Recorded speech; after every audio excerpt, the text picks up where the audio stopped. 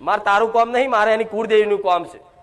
તો કુળદેવીને અંદર મળવા જાઉં ને તમારા ઘેર દીવામાં બેઠેલી હોય ને મહાકાળી કે ચામુંડા શક્તિ, તો આમ આવી ચોકીઓ વાળી માતા છે ને મને આડી થાય, આડી થઈને એવું કે અંદર જવું હોય ને તો મારી પરમિશન લેવી પડશે.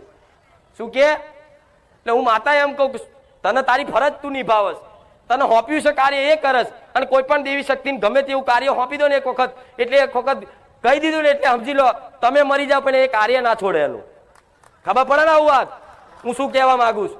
મને કોઈ પણ વસ્તુ હોપી દો કે માં જોજે હોમે વાળો મારી જોડે અન્યાય કરે છે, માં જોજે મારી જોડે ચીટિંગ ના થાય, તો જો લગીન કદાચ તમારું કદાચ પતા નહીં ને તો લગીન હું ઊભી જ રહું, હું મારું કાર્ય સંભાળું જ, તમે ભલે મને ભૂલી જાઓ પણ હું ના ભૂલું. તેવી ચોકીઓ વાળી માતા હોય ને તો મને આડી થાય તો મારે એને કહેવું પડે જા તને નારિયેળ બારિયેળ હલાવીશ અને દીકરાઓ સદબુદ્ધિ આલીશ કે જો તો આવી વિધિઓ ના કરાય અને